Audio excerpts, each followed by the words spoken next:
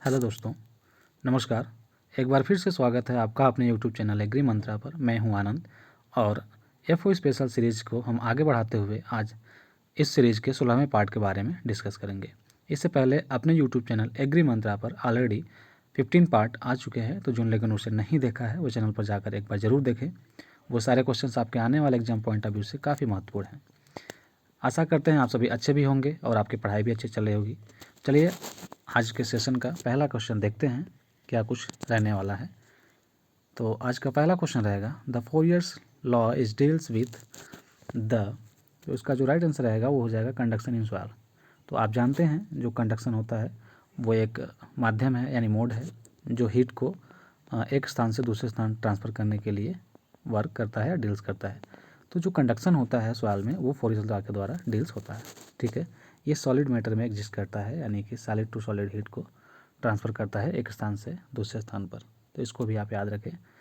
अगर बात करें मोड ऑफ ट्रांसफ़र का जो सॉइल में होता है, तो एक होता है कंडक्शन, एक होता है कन्वेक्शन, ठीक है, और एक होता है रेडिएशन। इन तीनों माध्यम से जो होता है हीट का ट्रांसफ़र होता है सॉइल में। तो जो कंडक्शन होता है वो तो सॉलिड मैटर में होता है आपका, लेकिन जो कन्वेक्शन होता है वो लिक्विड मीडियम में होता है। तो इसको भी आप याद रखें। और रेडिएशन से ही जो नाम से ही पता चल रहा है आपका कि ये गैसियस मैटर में इन्वॉल्व होता है। ठीक है, चलिए बढ़ते हैं अपने अगले क्वेश्चन की तरफ। और आज का अपना दूसरा क्वेश्चन रहने वाला है the sequence of different operation in tobacco crops is. तो इसका जो राइट आंसर रहेगा वो हो जाएगा टॉपिंग, डिसकरिंग एंड प्राइमरिंग, क्यूरिंग। ठीक है, ये जो सीक्वेंस है ये प्रैक्टिस होती है टबैको के केस में जो फॉलो की जाती है। ठीक है, इसको आप याद रखें, कभी कभी एग्जाम में सीक्वेंस भी पूछा जाता है। ठीक है, तो ये सारे जो टर्म्स हैं ये आपके टोबैको क्रॉप से रिलेटेड हैं। ठीक है, चलिए बढ़ते हैं अपने अगले क्वेश्चन की तरफ। और अपना क्वेश्चन रहने वाला है अगला bulk density of Sandy soil is. तो इसका जो राइट आंसर रहेगा वो रहेगा आपका 1.6 ग्राम पर सेमी क्यूब। ठीक है, सैंडी सॉइल का जो बल्क डेंसिटी होता है वो 1.6 ग्राम पर सेमी क्यूब होता है। तो कभी कभी ये पूछ लेता है इसका वैल्यू, और वैल्यू नहीं देता है तो उसका यूनिट पूछ लेता है। तो इसको आप यूनिट भी याद रखें। ठीक है, अगर ग्राम में बात करेगा जैसे ग्राम, एक तो ये हो गया आपका सेमी क्यूब, और दूसरा जो कभी कभी इसमें कन्फ्यूजिंग होता है तो दे देता है mg ग्राम पर मीटर क्यूब। तो इसको भी आप याद रखें। अगर बात करें नॉर्मल सॉइल की जो बल्क डेंसिटी होती है नॉर्मल की, तो वो होता है आपका 1.33 ग्राम पर सेमी क्यूब। इसको आप याद रखें। ठीक है, चलिए बढ़ते हैं अपने अगले क्वेश्चन की तरफ। अपना अगला क्वेश्चन है tip drying of onion marginal chlorosis of palm leaves is due to. तो इसका जो राइट आंसर होने वाला है वो आपका पोटेशियम डिफिशियंसी। ठीक है, यानी जो टिप होता है लीफ का, ठीक है, जो लीफ होता है ये जो टिप होता है ये बर्न हो जाता है या ड्राइंग या सूखने लगता है या मार्जिनल क्लोरोसिस होने लगती है। तो इस केस में हमें देखने को मिलता है कि ये पोटेशियम की डिफिशियंसी है। ठीक है, साथ ही साथ अगर पोटेशियम की बात किया जाए प्लांट के केस में, तो पोटेशियम प्लांट में बहुत ही ज़्यादा रोल प्ले करता है। जैसे कि बात की जाए स्टोमेटा का जो क्लोजिंग होता है, ओपनिंग होता है, तो यानी कि स्टोमेटा रेगुलेशन में इसका काफ़ी रोल रहता है। डिजीज रेसिस्टेंट में ये काम करता है, ड्रॉट रेजिस्टेंट में ये काफ़ी अच्छा रोल प्ले करता है अपना। ठीक है, तो इस तरह के जो है सारे बहुत सारे इसके रोल हैं प्लांट के केस में भी। तो जो मुख्य मुख्य बातें हैं आपको बताते चल रहे हैं, आप इसको अपने नोट डाउन करते चलें नोट्स में या फिर इन माइंड अपने रखें। ठीक है, चलिए बढ़ते अपने अगले क्वेश्चन की तरफ। और क्वेश्चन नंबर अपना अगला है the disease caused by the virus is. तो जो इसका राइट आंसर होने वाला है वो है आपका स्पिंडल ट्यूबर ऑफ पोटैटो। ठीक है, ये एक आपका बीमारी है पोटैटो में लगती है। ठीक है, जो आपका वायराइड्स के द्वारा होता है। अगर इसके अलावा दूसरे जो डिजीज होते हैं जो वायराइड्स के कारण होते हैं, तो ये होता है एक फेमस होता है केडांग जो आपका कोकोनट में लगता है। केडांग डिजीज आपका कोकोनट में वायराइड्स के द्वारा ही लगता है। इसको भी आप याद रखें।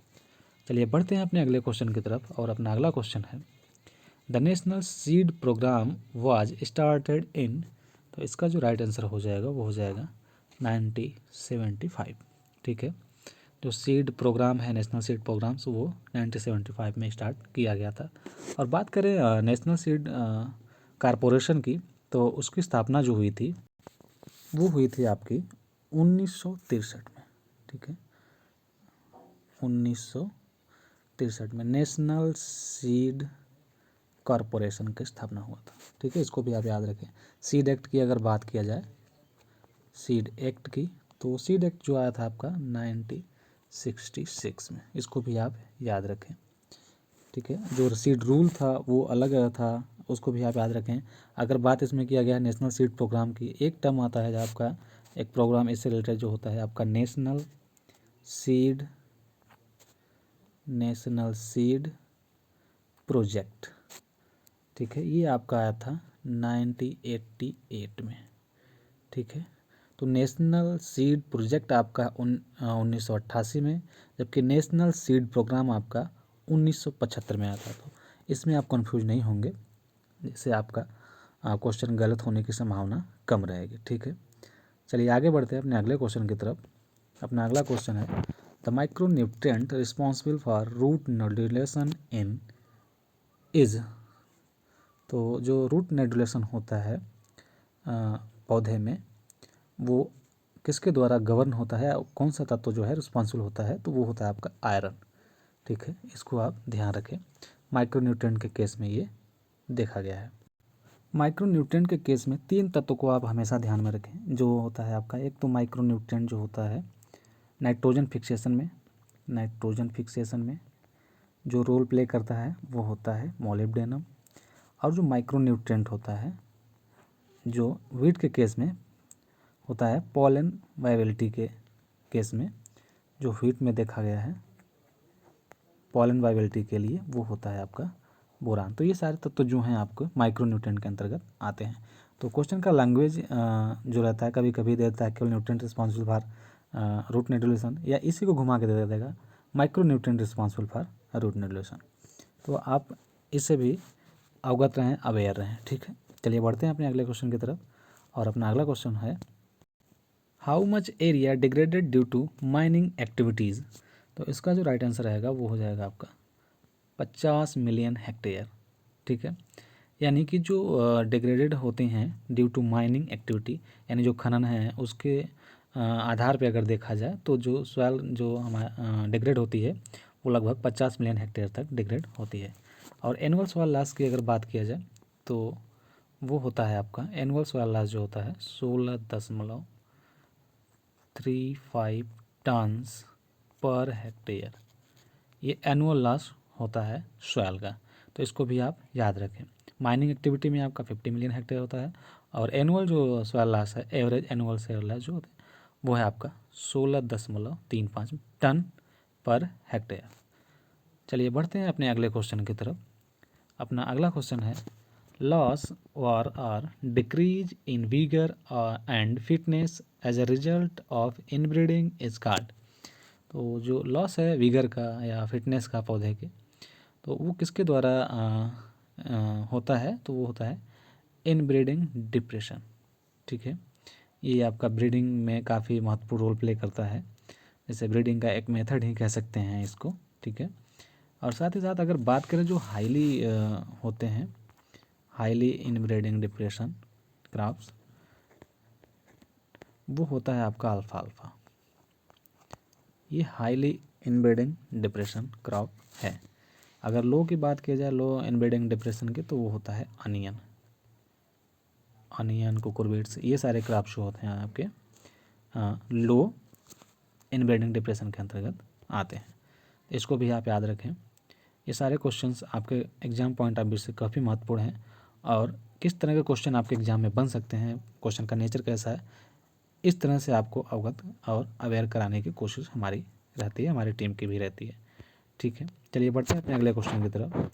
और क्वेश्चन अपना अगला है द केमिकल और physical agents which greatly enhance the frequency of mutation.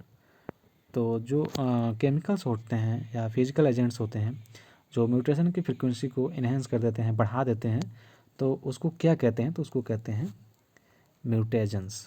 ठीक है, म्यूटेशन क्या होता है, तो म्यूटेशन क्या होता है कि sudden heritable change in any characteristics, जो sudden heritable change in any characteristics on an organisms, यानी किसी ऑर्गेनिजम्स पर जो अचानक उसके फीचर में या उसके कैरेक्टरिस्टिक या विशेषता में चेंजिंग देखने को मिलती है उसे म्यूटेशन कहते हैं। और फर्स्ट टाइम जो म्यूटेशन का प्रयोग किया गया था वो किया गया था मूलर के द्वारा, तो इसको भी आप याद रखें। कभी कभी एग्जाम में यह भी बन जाता है कि जो फर्स्ट टाइम एक्स रेज का जो प्रयोग किया गया था किसके द्वारा किया गया था और किस केस में किया गया था, तो जो एक्स रेज का प्रयोग किया गया था वो मूलर ने किया था म्यूटेशन के केस में, म्यूटेशन के केस में एज ए म्यूटेशन। ठीक है, तो इसको भी आप याद रखें। चलिए बढ़ते हैं अपने अगले क्वेश्चन की तरफ, और अपना अगला क्वेश्चन है N organisms responsible for denitrification is, तो इसका जो राइट आंसर रहेगा आपका हो जाएगा स्यूडोमोनास। ठीक है, डीनाइट्रिफिकेशन में स्यूडोमोनास रिस्पॉन्सिबल होता है। अगर बात करें स्यूडोमोनास का तो ये फास्फोरस सब्लाइजिंग में भी वर्क करता है, फास्फोरस सल्युबलाइजिंग में, सल्युबलाइजिंग में भी ये अपना रोल प्ले करता है। ठीक है, और नाइट्रिफिकेशन की बात किया जाए तो उसमें जैसा कि आप जानते भी हैं दो बैक्टीरिया इन्वॉल्व होते हैं, नाइट्रोसोमोनास एंड नाइट्रोबैक्टर। ठीक है, तो इसको भी आप याद रखें। चलिए बढ़ते हैं अपने अगले क्वेश्चन की तरफ, और अपना अगला क्वेश्चन है the fruit crop which has highest fibre content among fruits, तो जो फ्रूट्स के केस में, सारे फ्रूट्स के केस में अगर हाईएस्ट फाइबर कंटेंट जो होता है वो होता है आपका फिग में, तो उसको आप याद रखें।